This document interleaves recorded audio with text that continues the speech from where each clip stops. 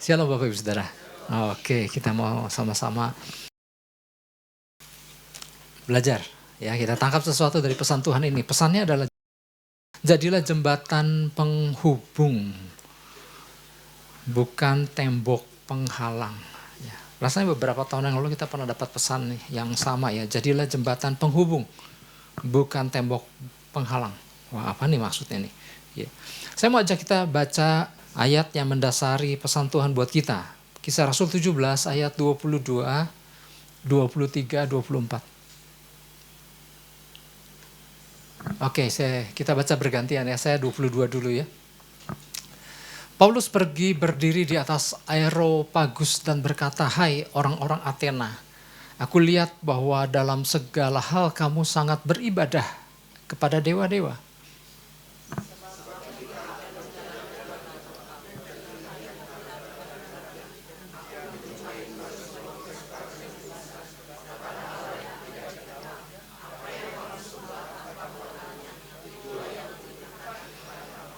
Oke, 24 Allah yang telah menjadikan bumi dan segala isinya. Ia yang adalah Tuhan atas langit dan bumi, tidak diam dalam kuil-kuil buatan tangan manusia." Wah, ini luar biasa, suatu pengalaman tersendiri buat Rasul Paulus ketika pada waktu itu ia berada di Athena. Ya. Nah, Bapak Ibu Saudara, sedikit latar belakang kalau kita baca di perikop di kisah Rasul 17 ya. Waktu itu Rasul Paulus sebetulnya gini, ada di Athena itu bukan lagi berekreasi, bukan lagi jalan-jalan. Dia menghindari kejaran orang-orang yang mau menganiaya dia dan rekan-rekannya. Mulai dari Tesalonika, ya, maka kalau kita tahu sejarah surat Tesalonika itu sebetulnya Rasul Paulus berada di Tesalonika itu nggak lama. Masih banyak orang-orang yang haus, tapi karena suatu keadaan, karena orang-orang yang menganiaya Rasul Paulus dan rekan-rekannya, maka dia keluar dari Tesalonika, pindah ke Berea. Ya. Di Berea dia melayani orang-orang di sana, kemudian orang-orang Tesalonika yang sedang mengejar nyampe juga ke Berea. Maka apa yang dilakukan Rasul Paulus? Dia pindah ke Athena. Ya, itulah latar belakang kenapa Rasul Paulus ada di Athena. Ya, karena ancaman penganiayaan. Dari Berea ke Athena kurang lebih 200 mil. Ya, lumayan. Ya. Nah, sambil mengisi waktu, Bapak Ibu Saudara, dilihat dia sementara rekan-rekan yang lain dalam perjalanan ke Athena, dia baru nyampe sendiri dan dia lihat keadaan kota di Athena. Dia melihat, wow, dia melihat begitu banyak patung-patung berhala. Lalu Alkitab mencatat betapa kemudian sedih hatinya. Saya mau tunjukkan ayat 16. Ada kesedihan yang dialami oleh Rasul Paulus. Sementara Paulus menantikan mereka, yaitu rekan-rekannya tadi, di Athena. Sangat sedih hatinya, karena ia melihat bahwa kota itu penuh dengan patung-patung berhala. Ya. Ungkapan penuh patung berhala itu berarti tempat itu memang diwarnai oleh pemandangan berhala. Ya, apapun yang dilihat mungkin berhala. Ya. Atau juga memiliki makna di bawah pengaruh roh penyembahan berhala. Ya. Tapi kalau bicara banyak, memang banyak. Ya. Menurut sejarah kuno, Bapak Ibu Saudara, sekitar 30.000 dewa yang ada di Athena. Jadi lebih mudah ketemu patung berhala daripada ketemu orang di sana. Ya, banyak kan patung berhalanya. Ya. Athena kota yang terletak di Gunung Olympus. Ya, kalau kita pernah mendengar kata Gunung Olympus, tempat di sana pemujaan dewa Zeus dan Ratu Aphrodite, ya, Aphrodite. Dan kurang lebih seperti itulah, ya. Nah, tadi dikatakan ayat 16. Sementara Paulus menantikan mereka di Athena, sangat sedih hatinya. Nah, Alkitab bahasa Indonesia menulis sangat sedih hatinya. Alkitab terjemahan bahasa Inggris, hatinya terprovokasi. Atau dalam bahasa aslinya paroksuno. Paroksuno itu hatinya tergoncang hingga perutnya bergejolak. Ya, artinya ada satu kondisi yang, waduh, saking sedih dan marahnya. Kurang lebih penggambarannya itu diwakili dengan kata paroksuno. Ya. Artinya Rasul Paulus meluap hatinya melihat, waduh, betapa orang-orang di sini belum kenal Tuhan. Kristus yang menyelamatkan. Mereka melihat betapa banyak patung-patung berhala. Nah, namun apa yang dilihat oleh Rasul Paulus, dia tidak kemudian memutuskan, udahlah, malas kota ini. Pemandangannya kurang nyaman. Ya. Rasanya pengen aja, gua bakar juga nih. Enggak. Dia melihat, daripada meninggalkan, kayaknya atmosfernya nggak enak, udah pergilah, jangan ketemu di Athena lah, di tempat lain aja gitu ya. Ya, daripada dia memutuskan untuk melakukan itu, Bapak Ibu Saudara. Apa yang dilakukan Rasul Paulus? Dia mulai menjalin hubungan dengan orang-orang setempat. Mulai mengajak berbicara. Mulai bersoal jawab dengan orang-orang yang ada di sana. Ya, dengan tujuan apa? Dia menunggu waktu yang tepat untuk menceritakan tentang Yesus dan kuasa kebangkitannya. Dia di situ dikatakan di Alkitab, dia mulai berkenalan dengan orang-orang di pasar. Dia berkenalan dengan orang-orang yang ada sinagog di sana. Dia mulai menjalin hubungan. Ya. Rasul Paulus sebetulnya punya dua pilihan, Bapak Ibu Saudara. Pilihan pertama apa? Dia bisa memutuskan untuk menjadi masa bodoh, biarinlah itu urusan mereka lah. Yang mati juga, binasa juga binasa mereka lah, biarin amat ya. Itu bukan urusan aku, terserah aja. Itu mungkin pilihan yang pertama. Pilihan yang kedua, atau ia mencoba masuk ke dalam kehidupan orang-orang di sana dan mulai membangun jembatan. Sini kita mulai menangkap sesuatu. Pesan Tuhan bilang, jadilah jembatan penghubung, bukan tembok penghalang. Ya. Dari kisah yang dialami Rasul Paulus, dia memutuskan untuk aku mau jadi jembatan penghubung. Nah, inilah jadi pesan Tuhan buat kita, buat saya Bapak Ibu Saudara. Tuhan mau kita menjadi orang-orang percaya yang bersedia untuk membangun jembatan, ya, dalam tanda kutip, membangun jembatan bagi orang lain dalam banyak hal. Ya. Betul, tadi latar belakangnya tentang Rasul Paulus yang ada di Athena, melihat kondisi kota penuh penyembahan berhala, dan kemudian dia mulai menjalin hubungan dengan orang-orang setempat untuk memperkenalkan Kristus. Tapi yang namanya membangun jembatan itu tidak hanya dalam lingkup soal memberitakan Injil saja, tetapi juga bisa dalam arti yang lebih luas. Ya termasuk ya tentunya ya memberitakan Injil kan. Tetapi juga bisa diartikan dalam pengertian yang lebih luas lagi. Seperti kita ketahui bahwa jembatan itu, ini bicara soal jembatan secara ini dulu ya, secara arti harafiahnya ya. Jembatan adalah sebuah struktur atau sarana yang dibuat untuk menyambung, ya kan? Jembatan dibuat untuk apa? Menyambung dua area yang terpisah. Waktu kemarin bencana alam beberapa waktu yang lalu di Sumatera, kita melihat kan betapa jembatan-jembatan terjang oleh air sungai yang begitu deras. Dan kemudian dalam rangka pemulihan, apa yang dilakukan oleh pemerintah setempat? Mereka mulai membangun jembatan untuk apa? Menghubungkan kembali area-area yang terputus. Karena sulit untuk bisa bergerak dari satu tempat ke tempat kalau semuanya serba dipisahkan oleh air. Maka dibangunlah jembatan. Ya. Dengan adanya jembatan, maka orang-orang mampu melintasi apa yang namanya rintangan, jurang, sungai, apapun namanya. Ya. Nah, tinggal kalau bicara soal jembatan kan banyak tipenya kan. Ada jembatan yang sangat sederhana sekali kan. Hanya pakai kayu, palang kayu aja udah cukup. Bisa ya kalau tergantung kondisinya ya. Ada yang disebut jembatan sederhana kayu atau bambu, atau juga jembatan yang pakai tali. Ya, orang menyeberang sungai di atas seutas tali, di atas pegang tali, di kakinya injak tali. Ada seperti itu. Atau juga ada jembatan yang serius, jembatan yang menggunakan teknologi modern, ya, untuk tujuannya sama semua, untuk mempermudah orang-orang mencapai tujuan. Nah, jembatan bukan hanya dipakai untuk menyambungkan dua area saja hari-hari ini, tapi menyambungkan dua pulau. Untuk menyambungkan apa? Dua atau lebih negara.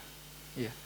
Wah, itu dengan kecanggihan teknologi zaman sekarang, Bapak Ibu Saudara. pulau antar pulau yang orang-orang pakai kapal laut, tetapi sekarang bisa menggunakan jembatan. Ya. Kemudian ada jembatan yang menghubungkan dua negara.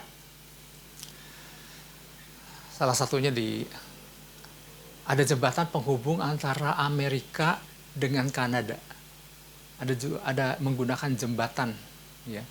Jembatan namanya Ambassador Bridge, di mana menghubungkan dua negara. Kemudian ada lagi di Eropa menghubungkan 3 negara, cuma namanya saya mesti dicari tahu. Kemudian di daerah Swedia, Denmark ada jembatan yang menghubungkan dua negara tersebut, ya. Nah, itu jembatan secara fisik. Dalam menjalani hidup ini, Bapak Ibu Saudara, seringkali kita pun butuh jembatan. Ya. Ingatkah dulu pada waktu kita pertama kali kenal Yesus, ya, waktu proses kelahiran baru kita nih, masih ingat gak? Ternyata Tuhan mengirim orang-orang percaya untuk menjadi jembatan buat kita sama Tuhan, ya kan? Apakah di sini ada yang kenal Yesus sendiri dan dibaptis, tiba-tiba udah dibaptis kita? Tentu ada orang-orang lain yang menjadi jembatan buat kita. Ya. Selalu ada orang-orang yang Tuhan pakai untuk bersedia menuntun dan menjelaskan tentang jalan keselamatan kepada kita. Ya, itulah jembatan, orang itulah jembatan buat kita kepada Tuhan.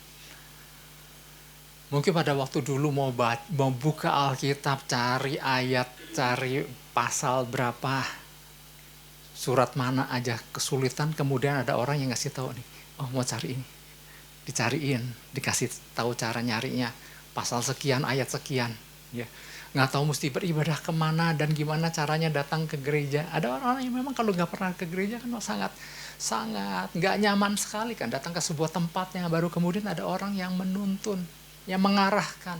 Itulah orang-orang, itulah jembatan buat kita, Bapak Ibu Saudara. Ya. Ada pribadi-pribadi yang rela bertindak sebagai jembatan buat sesamanya, sehingga kita ada hari ini, ya, sebagaimana kita ada. Tanpa mereka berfungsi sebagai jembatan, ya, buat kita, mungkin kita nggak seperti hari ini, ya. Kita bersyukur ada orang-orang yang Tuhan. Nah, tapi gini Bapak Ibu Saudara, Tuhan nggak mau kita hanya menjadi orang-orang yang selalu dijembatani saja. Tapi Tuhan mau kita mulai berfungsi sebagai jembatan bagi orang lain. Nah, ya. Kadang tanpa disadari nih orang percaya bukannya membangun jembatan, malah membangun tembok penghalang. Padahal dulu dijembatani gitu. Nah, jangan sampai kita menjadi orang percaya yang bukannya bangun jembatan, malah bangun tembok. Ya, ada istilah menarik Bapak Ibu Saudara. Jembatan dibangun pakai bahan apa sih? Ya tadi kan ada kayu, ada tali dan lain. Tapi berbicara jembatan hari ini, ya, itu berbicara soal menggunakan bahan apa? Ada besi beton, ada bata, ada semen, ada pasir, dan segala macam, ya, bahan-bahan itu. Tapi ingat nggak Bapak Ibu Saudara? Dari bahan yang sama, jangan sampai orang membangun hal yang salah. Bukannya jembatan penghubung, tapi malah membangun tembok. Karena membangun tembok adalah menggunakan bahan yang sama. Jadi dari bahan yang sama, kita tuh punya 2 pilihan. Mau bangun jembatan, apa mau bangun tembok penghalang. Kalau bangun tembok penghalang kan perlu bata, perlu pasir, perlu semen, perlu besi, dan lain-lain. Ya kadang kita diperhadapkan, orang percaya senantiasa diperhadapkan dengan pilihan-pilihan itu. Apa yang mau dibangun? Jembatankah? Atau tembokkah? Ya. Padahal kita sudah diberikan kemampuan untuk bisa membangun jembatan, kita juga diberikan kemampuan untuk membangun tembok. Tinggal pilihan ada pada kita, mana yang mau dibangun. Sedangkan pesan Tuhan datang buat kita, saya Bapak Ibu Saudara hari ini, menjadi jembatan, bukan membangun tembok penghalang. Oleh sebab itu beberapa hal yang perlu dipahami untuk dapat berfungsi sebagai jembatan. Yang pertama adalah membangun jembatan itu harus dimulai dari dalam diri sendiri. Membangun jembatan harus dimulai dari dalam diri sendiri. Kisah Rasul 17, ayat 16-17. yang tadi sempat saya bacakan. Sementara Paulus menantikan mereka di Athena, sangat sedih hatinya karena ia melihat bahwa kota itu penuh dengan patung-patung berhala. Kemudian 17, karena itu di rumah ibadat ia bertukar pikiran dengan orang-orang Yahudi dan orang-orang yang takut akan Allah, dan di pasar setiap hari dengan orang-orang yang dijumpainya di situ. Dia mencoba membangun jembatan pada banyak orang. Di pasar dia berjumpa dengan orang, dia membangun hubungan di situ. Ya. Seperti yang tadi saya sampaikan, keberadaan Rasul Paulus di Athena waktu itu bukan lagi berekreasi, lagi menghindari diri dari ancaman penganiayaan. Ya. Jadi di tengah kondisinya dia akhirnya mengungsilah istilahnya ke Athena, nunggu Silas dan Timotius yang akan menyusul. Nah, sementara temannya ini, anak-anak rohani ini belum nyampe, maka dia berkeliling. Ya, kalau zaman sekarang kalau seseorang datang ke sebuah kota yang baru, apa yang dilakukan? Berkeliling sih sama. Terus apa yang dilakukan? Ngeluarin apa? Foto-foto kan, gitu ya. Nah, Rasul Paulus beda, hatinya sedih. Aduh, kok kotanya, atmosfernya kok seperti ini, penyembahan berhala. Jadi dia berkeliling, ini yang mengusik hatinya, ada kesedihan yang dia rasakan. Nah, Rasul Paulus berpikir juga, kenapa dia punya beban seperti itu? Karena dia sangat sadar kalau dia ada hari itu. Dia sadar, dia di beberapa surat yang ditulisnya, dia berkatakan bahwa dia sebagai rasul yang paling jahat. Maksudnya Tuhan pilih dia itu dari seorang penganiaya, jemaat Tuhan. Jadi dia menyadari sekali, semua karena kasih karunia, semua kasih anugerah kalau Tuhan bisa pilih dia. Jadi dia merasakan bahwa dia sebetulnya sangat gak layak untuk diselamatkan, betapa jahatnya dia. Tapi kalau Tuhan pilih dia gitu, sementara orang yang jauh lebih baik dari dia, masih banyak yang belum diselamatkan. Tapi Tuhan pilih dia untuk menjadi alatnya. Dan di situ Rasul Paulus makanya di dalam suratnya sering berkata, semua karena kasih anugerah yang begitu luar biasa. Aku yang gak selayaknya dikasihani tapi beroleh belas kasihan. Aku yang demikian brutalnya, tapi kalau Tuhan pilih aku lewat kasihnya begitu dahsyat. Dan ini akhirnya di dalam perjalanannya, hidupnya, dia melihat, ya, dia membawa hati Tuhan bahwa waduh, banyak orang-orang yang hidupnya belum mengenal Tuhan. Makanya waktu dia ke Athena, hatinya betul-betul sedih kan, ya ampun, ini orang semuanya nyembah berhala gitu.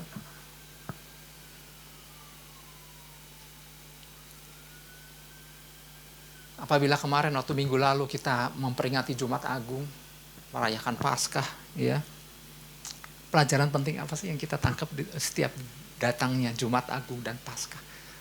Ibadah Pak, perjamuan kudus Pak, betul itu yang dilakukan oleh gereja Tuhan. Tetapi jangan lupa bahwa kembali lagi kita diingatkan bahwa kita ada hari ini karena ada pribadi yang rela mati, turun ke dunia mengambil rupa manusia, ini gak main-main, untuk disiksa. Ya, makanya kita lihat kan saat-saat di mana Yesus di Taman Getsemani, peluhnya darah yang keluar. Kenapa? Nggak mudah loh untuk melewati masa-masa penyalipan itu. Kalau bisa sekiranya biarlah cawan ini berlalu, tetapi dia akhirnya menyerahkan kembali kepada kehendak Bapa di sorga. Akhirnya dia memberikan diri untuk mati di kayu salib. Sesuatu yang mengerikan Bapak Ibu Saudara. Ya. Kenapa sampai Yesus rela melakukan itu? Kenapa? Dia nggak rela lihat manusia binasa satu persatu. Itulah sebabnya dia turun ke dunia untuk menyelamatkan manusia. Turun ke dunia untuk apa? Mengambil rupa manusia, kemudian menebusnya dengan cara yang sangat sakit. Nah, apa yang dia lakukan? Apa yang Yesus lakukan? Dia menjadi jembatan buat manusia. Karena nggak ada cara lain yang olehnya manusia dapat diselamatkan kecuali lewat Yesus Kristus. Makanya dikatakan dialah satu-satunya jalan. Kalau bukan dia yang lakukan itu, nggak ada lagi orang yang bisa diselamatkan. Nah, Rasul Paulus sadar sekali tentang keberadaan dirinya adalah produk daripada Yesus yang mau mati buat dia. Ya. Masih banyak hari-hari ini ditemukan orang-orang percaya yang hidup dalam kesendirian. Ya, dalam kesendirian dalam tanda kutip. Ya. Kesendirian bukan karena ia benar-benar hidup seorang diri atau sebatang kara atau nggak punya siapa-siapa. Tapi menjadi orang-orang yang fokusnya masih terhadap diri sendiri. Ya. Lebih tertuju kepada dirinya sendiri. Yaitu orang-orang yang apa? Yang sudah merasa aman. Puji Tuhan. Aku sudah ditebus, aku sudah selamat. Aku menjadi orang-orang yang merdeka. Ya, puji Tuhan. Gak salah dengan itu. Tetapi akhirnya orang berhenti sampai di situ. Yang penting aku selamat. Aman, udah hidup di dalam Kristus, jaminan keselamatan. Ya. Nah, itulah orang dikatakan yang hidup dalam kesendirian. Yang penting aku sudah selamat. Ya. Atau juga ada orang-orang yang merasa diri kecil, merasa diri minder, merasa diri tidak berguna, sehingga nggak tahu harus melakukan apa. Ya kalau aku menyampaikan sesuatu, takut nggak didengar Pak, udah aja mendingan nggak ngapa-ngapain. Ya. Takut ditolak gitu ya. Itulah orang-orang yang dikatakan hidup dalam kesendirian. Atau orang-orang juga yang merasa bahwa memberitakan keselamatan itu bukan tanggung jawab dia. Ya, apalagi Pak menjalani hidup aja udah repot, penuh dengan tantangan yang harus dihadapi. Menjadi jembatan buat banyak orang Pak, repot. Nah kalau Rasul Paulus punya cara berpikir gitu, dia juga lagi dalam masalah. Dia dianiaya mau dibunuh, dikejar dari kota ke kota. Kalau Rasul Paulus memiliki cara pandang seperti itu, aku juga ada di dalam persoalan. Maka selesailah orang Athena, nggak pernah ada yang selamat. Tapi ternyata juga di tengah kondisi tantangan yang dia hadapi, tetap beban itu dia, orang-orang kok semua belum pernah kenal Kristus. Mereka menyembah Tuhan yang tidak dikenal, yang tidak mereka kenal. Ya. Nah Bapak Ibu Saudara, sama dengan kondisi yang kita alami, yang kita lihat di sekeliling kita. Ya, kita berhadapan dengan kondisi bangsa, kita berhadapan dengan kemerosotan moral, kita berhadapan dengan dosa-dosa, kita berhadapan dengan orang-orang yang belum mengenal jalan keselamatan. Nah, kita termasuk yang mana nih? Ada 4 tipe manusia, Bapak Ibu Saudara. Ada 4 pilihan maksudnya, bukan 4 tipe manusia, ada 4 pilihan. Apa yang kita lakukan? Yang pertama, ada istilah isolate, mengisolasi diri.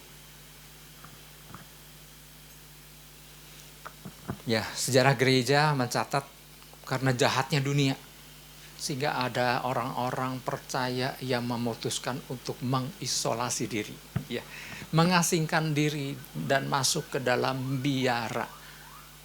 Nah itu namanya mengisolasi. Ada orang-orang yang memutuskan untuk pergi ke atas gunung, ke gua, ya udah diam di situ dah. Dunia terlalu jahat. Atau pergi ke tempat suatu pengasingan apapun namanya untuk melepaskan diri dari dunia. Aku harus terpisah dari dunia. Itu yang dikatakan bukan tipe itu pilihan yang pertama adalah isolasi, isolate. Yang kedua, insulate, menginsulasi diri. Tadi kan mengisolasi diri, ini menginsulasi. Apa sih insulasi? Kalau kita ada AC sih. Contohnya bukan yang ini nih, contohnya di ruang dalam. Kalau di ruang dalam kita ibadah keluar AC, ya kadang orang bikin orang kedinginan. Itu tuh keluar dari saluran air dingin, saluran udara dingin. Dan perjalanan udara dingin itu kan dari luar tuh, ada mesinnya, masuk ke dalam. Nah supaya si udara dingin yang gak kemana-mana, berubah, nggak temperaturnya jadi naik karena melewati pipa yang panas di luar, maka si saluran itu tuh diinsulasi. Dibungkus oleh satu lapisan, supaya udara dingin yang ada di dalam pipa itu nggak keluar dan kemudian jadi panas gara-gara di luar tuh udaranya panas. Tetapi diinsulasi supaya udara dari mesin itu tetap dingin sampai ke dalam ruangan. Apa nih maksudnya? Ya, jadi insulasi adalah proses menjaga atau mengurangi laju perpindahan temperatur. Atau bisa selain temperatur juga bisa suara, ya, supaya suaranya nggak kemana-mana maka diredam. Itu insulasi termasuk. Insulasi ada proses menjaga atau mengurangi laju perpindahan temperatur udara atau suara dari sebuah ruangan atau dari apapun, ya, mediumnya. Di mana temperatur diredam oleh suatu bahan tertentu agar udara tetap dingin di cuaca yang panas. Atau kalau di luar negeri supaya tetap udaranya panas di tengah cuaca yang dingin. Nah, ternyata istilah insulasi juga digunakan oleh sebagian orang percaya untuk memilih untuk menginsulasi diri dari orang-orang yang belum mengenal Kristus. Wah, apa bedanya dengan mengisolasi? Kalau isolasi, si orangnya tadi pergi kan mengasingkan diri. Tapi menginsulasi adalah orang itu ada di tengah-tengah orang yang belum kenal Tuhan. Ada di tengah-tengah. Tetapi dia menginsulasi diri untuk bergaul hanya dengan orang-orang yang sudah mengenal Kristus saja. Dia dikatakan sedang menginsulasi diri. Gak perlu ke gua atau ke atas gunung, tetapi ada di tengah-tengah kota. Berjumpa dengan orang-orang yang juga yang belum mengenal Kristus. Tapi bedanya orang percaya ini menginsulasi diri.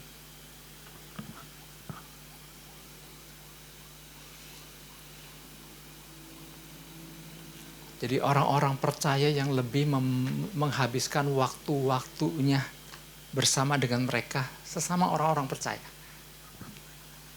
Itu yang kedua. Yang ketiga, isolate, insulate, imitate. Yang ketiga imitate.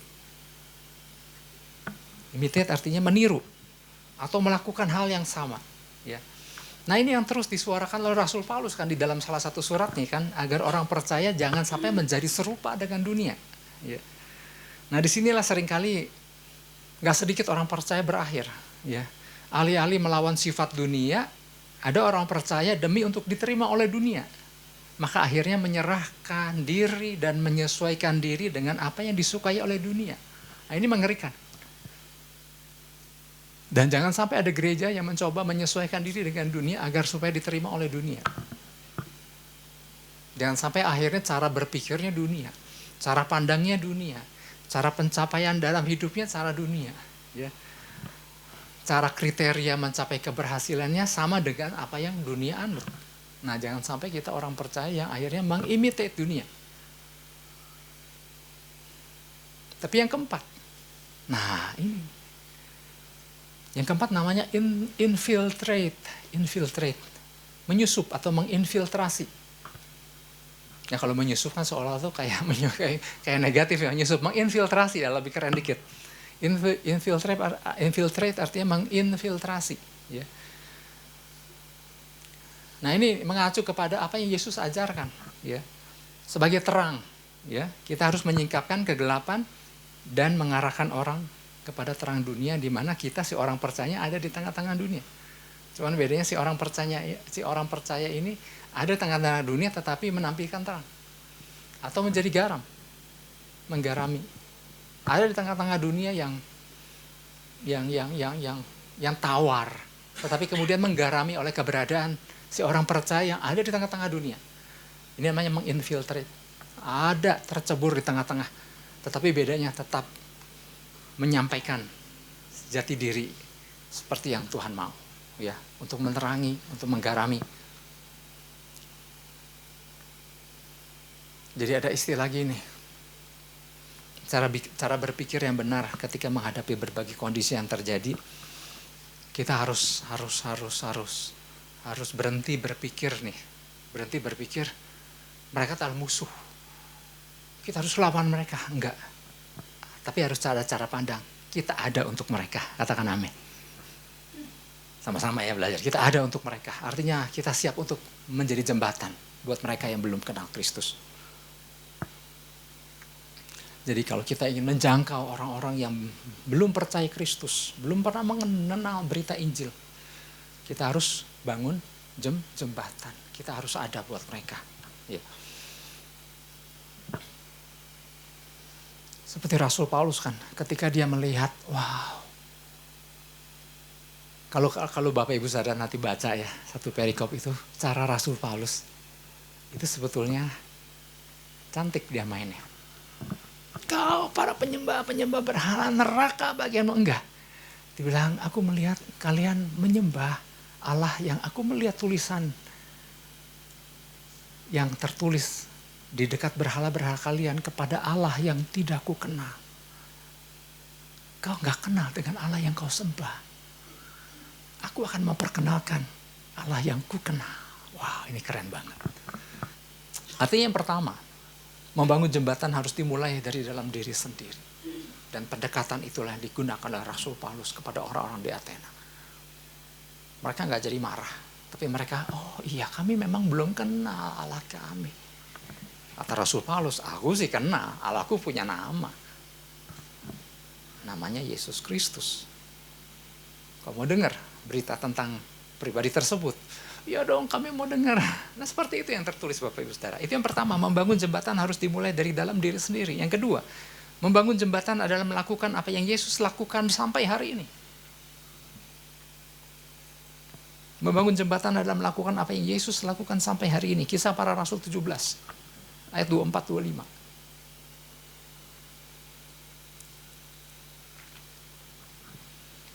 Oke, saya bacakan ayat 24. Allah yang telah menjadikan, dia lagi menjelaskan kepada orang-orang di Athena tadi siapa Allah yang dia miliki.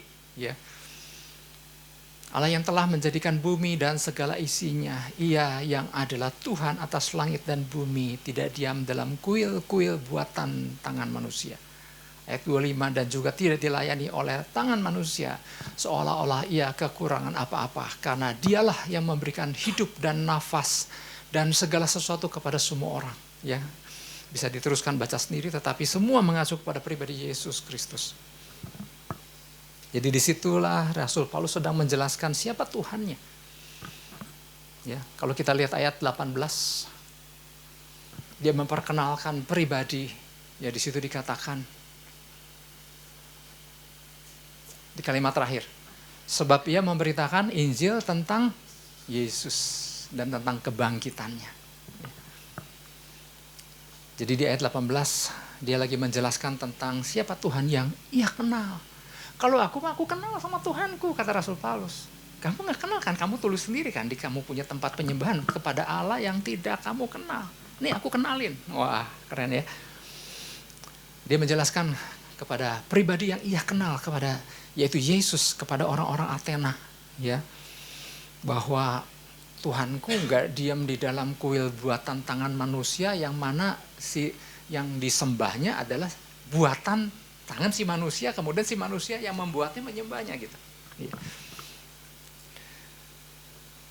Dan tidak tahu apa yang harus dilakukan oleh Tuhan T kecil itu. Ya menyedihkan memang. Ya. Mereka menyembah sesuatu yang buatan tangan mereka sendiri. Lalu berharap yang dibuat oleh tangan manusia, berharap menyelamatkan mereka. Nah, Rasul Paulus menjelaskan tentang Kristus, pribadi yang telah mati dan telah bangkit dari kematian, yang kemudian suatu hari datang untuk menghakimi dengan keadilannya. Nah, Rasul Paulus sedang menjelaskan bahwa Tuhan yang ia kenal itu bukan hanya turun ke dunia, mengambil rupa manusia kemudian mati dan bangkit demi untuk menjembatani manusia supaya diselamatkan. Tapi dia sudah menjelaskan bahwa proses menjembatani bukan hanya pada waktu itu saja. Dia juga mengatakan bahwa sampai hari ini Yesusku itu masih terus menjembatani aku. Prinsip yang sama yang ditulis oleh penulis Ibrani di Ibrani 7 ayat 25, bahwa ada Yesus Kristus yang menjadi pengantara bagi kita sampai hari ini. Ibrani 7 ayat 25 di situ dikatakan, karena itu ia sanggup juga menyelamatkan dengan sempurna semua orang yang oleh dia datang kepada Allah, sebab ia hidup senantiasa untuk menjadi pengantara mereka. Ini penulis Ibrani lagi nguatin kan jemaat Ibrani. Ayo kamu harus tetap kuat ya, pesan Tuhan minggu lalu, harus tetap kuat, tetap bergairah. Jangan pikir jangan pikir Tuhan nggak tahu di mana. Tuhan senantiasa menjadi pengantara kalian. Nah, kata pengantara itu dalam bahasa Inggris ditulis apa? Since he always lives to make intercession. Nah, jadi intercessor buat kita. Dia bersyafaat terus bagi kita. Ketika kita hidup di dunia melakukan pelanggaran, ada yang bersyafaat buat kita. Ada menjadi pengantara buat kita. tugas imam-imam di perjanjian lama kita udah tahu adalah menjembatani umat Tuhan kepada Tuhan. Jadi mereka nggak diperkenankan untuk datang ke hadapan Tuhan. Karena hanya imam dari suku Lewi saja yang dapat masuk ke kemah suci untuk mempersembahkan korban sama Tuhan, untuk menyampaikan apa, kamu menyampaikan apa sama Tuhan, biar lewat aku, kata para imam. Tapi lewat kematian Yesus di kayu salib, mestinya kan lebih tepat ya, ini sebenarnya cocok pada waktu Paskah, tapi pesannya baru datang di minggu ini. Namun lewat kematian Yesus di kayu salib, maka tabir di bait Allah kan terbelah, tirai bait Allah terbelah. Sehingga orang-orang gak usah melewati imam dalam bentuk manusia lagi untuk datang kepada Tuhan, tetapi bisa datang langsung lewat kematian Yesus di kayu salib. Dapat langsung datang kepada Tuhan, menjalin keterhubungan dengan Tuhan, tanpa harus dihalangi oleh tirai pemisah lagi. Nah sejak itu, status kita berubah. Betul, sebagai orang-orang yang sudah diselamatkan, tapi kita menjadi orang imamat, disebut pribadi, orang percaya imamat yang rajani. Ya, kitalah imam.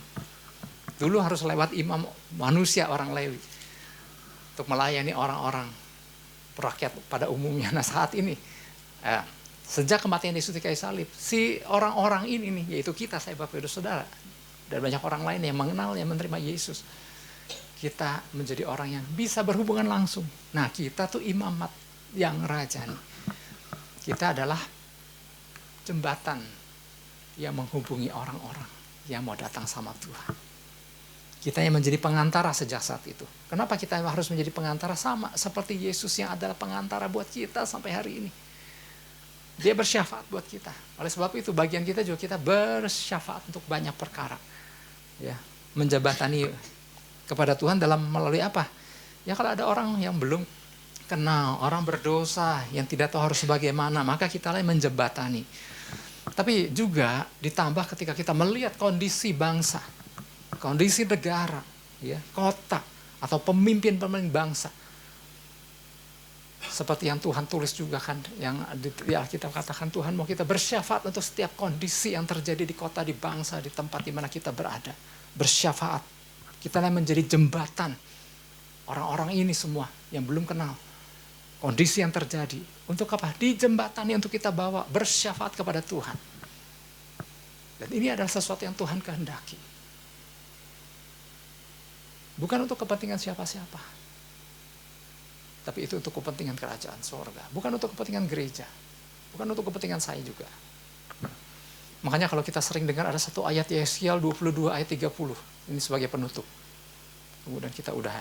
Yeskiel 22 ayat 30. Di situ dikatakan, aku mencari di tengah-tengah mereka seorang yang hendak mendirikan tembok atau yang mempertahankan negeri itu di hadapanku, kata Tuhan. Tuhan cari loh orang-orang yang mau mendirikan tembok. Kenapa? Ada tembok yang udah roboh, yang harus dijembatani. Ada orang-orang yang mau berdiri di dua celah, yang berdiri di antara gap di dalam bahasa Inggrisnya, untuk menjembatani suatu kondisi yang terjadi di masyarakat, suatu kondisi yang terjadi di kota dan bangsa. Tuhan cari, mau nggak? Siapa yang mau menjadi jembatan untuk dibawa perkara itu ke hadapan Tuhan? Supaya apa? Supaya jangan kumusnahkan. Di sini dikatakan, tetapi aku tidak menemuinya. Di sana, di zaman itu Tuhan tidak menemuinya. Kalau di saat ini nih, di ruangan ini Tuhan menemuinya nggak? Coba beberapa orang pengen tahu, Tuhan menemui nggak? Semua, itu luar biasa. Kita beri tepuk tangan buat Tuhan Yesus. Oleh sebab itu, mari jemaat Tuhan ya. Jadi ketika Tuhan memberikan pesannya ini kepada kita bukan tanpa maksud, ya pastilah selalu ada maksud. Dia ingin kita melakukan apa yang Ia lakukan. Kalau Ia menjadi jembatan buat kita dulu waktu kita belum kenal Tuhan, ternyata Dia terus menjadi jembatan buat kita hari ini di tengah kondisi apapun. Maka Tuhan juga mau kita senantiasa menjadi jembatan untuk apa? Untuk banyak perkara. Seperti misalnya dalam posisi seperti Rasul Paulus hadapi, tapi dia ketika melihat satu kondisi, suatu keadaan, Tuhan mau juga kita menjadi jembatan. Ya mau katakan amin. Kita beri tepuk tangan buat Tuhan Yesus. Haleluya.